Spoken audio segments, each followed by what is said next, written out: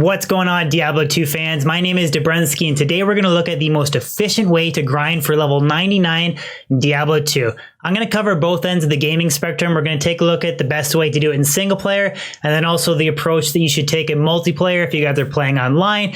We're going to break down the stats per run, the time, do a little bit of math to try and show you guys what is technically the most efficient way to do it, to hit level 99 that is. But anyways, guys, I really hope you enjoy this video. Let's jump in.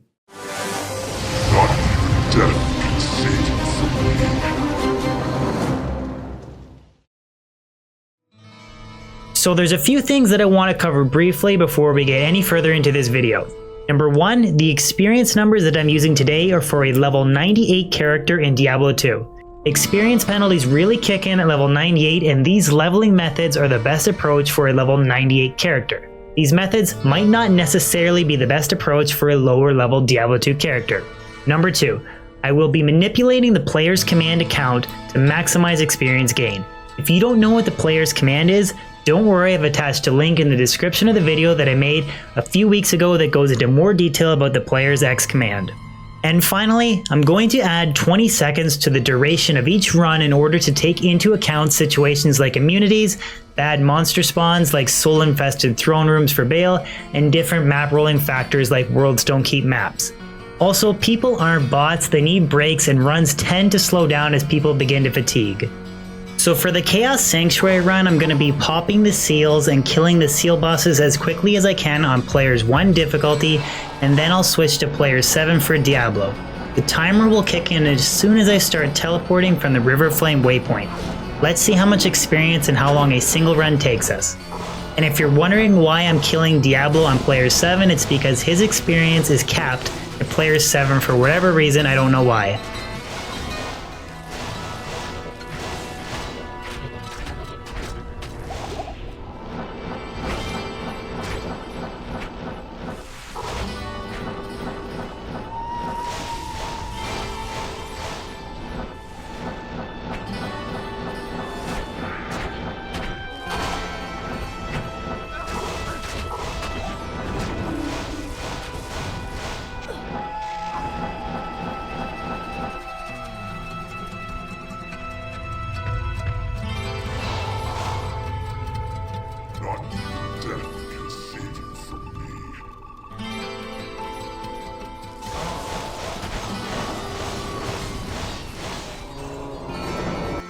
So one chaos run took me approximately 1 minute and 20 seconds and resulted in a net experience gain of 55,625. So let's say the runs take roughly on average 1 minute and 40 seconds when you take into account factors like fatigue, loading times, monster density, and different monster immunities in the Chaos Sanctuary. Now let's compare the results to Bale running the Bale waves on players 8 difficulty and then killing Bale on players 3 because his experience is capped at players 3 difficulty.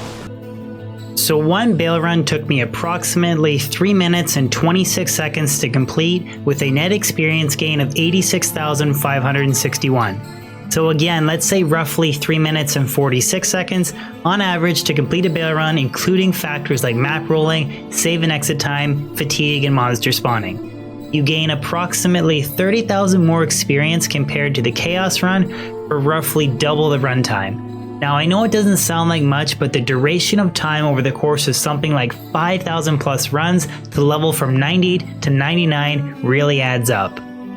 So now let's compare the time that it takes to hit level 99 doing Chaos runs versus Bale runs. Now these calculations are based on carrying a 10% Annihilus charm, and they don't take into consideration experience shrines or using the item ondals. So it takes approximately 291 million experience points to level from 98 to 99. At 56,000 experience points per Chaos run, that's 5,196 runs, which is approximately 144 hours of runtime. While at 86,000 experience points per Bale run, takes 3,383 runs to reach level 99, which is approximately 212 hours of runtime. I feel like these numbers are a pretty accurate representation of the time that it would take for you to grind level 99 in Diablo 2, and I think it really illustrates how much more effective Chaos running is for pure leveling in comparison to Bale runs. Now it is true that these numbers are based off of manipulating the player's X command in single player, which is something that you can't do on Battlenet. Your formula for the ultimate leveling strategy is going to differ a little bit online, and to be honest, it really depends on if you're working together with a dedicated team or if you're playing by yourself. But before I go into that, I just want to cover the experience gain on Neal Effect. At level 98, there is really only 3 monsters left in the game that give you any substantial amount of experience. That's Diablo, Bale, and Neal Effect, and this is due to their high monster level and the experience penalty within the game, which I'm not going to go into. And Neal Effect himself is relatively quick to run even on Battlenet, but he can be extremely dangerous to run depending on the character that you're using because of his corpse explosion and the bugged Tomb Viper poison cloud attack. He's really only worth running on a high player's difficulty setting or with a large party number online. I'll illustrate by showing you a player's 8 Neal Effect run. So one Neal Effect run on player's 8 difficulty took me approximately 46 seconds with a net experience gain of 28,344. So let's round up and say maybe about a minute per run if you factor in the previously mentioned variables. It's not a bad return for experience, but in my opinion it's a very dangerous area to farm for XP, and I would suggest either Chaos runs or Bale runs. Again, this is just my opinion. So I should note that Neal Effect runs are a bit quicker if you have the Halls of Pain waypoint and you choose to sacrifice your Pendle portal. Now whether or not you want to do this is entirely up to you, and I would expect to maybe save 10 to 15 seconds of time savings per run if you choose to do this. So the last thing I want to cover is hitting level 99 on Battlenet and the best strategy to do so legitimately. Obviously I'm not going to recommend botting to hit level 99, even though that is an option. So if you're playing online by yourself for the most part, then I would suggest just hitching along a bot run C-Bale or Bale running group and leech experience. Obviously it's not the most legit way to level, but you don't want to be doing solo Chaos or Bale runs. It will literally take you thousands of more runs on top of the 3,000 to 5,000 runs that it already takes farming with optimal player levels. If you're grinding experience with a dedicated team, then your best bet is to run a combination of Diablo, Neal Effect, and Bale runs. You can't continually do sub 2-minute Chaos runs online like you can in single player because you'll end up getting realmed down.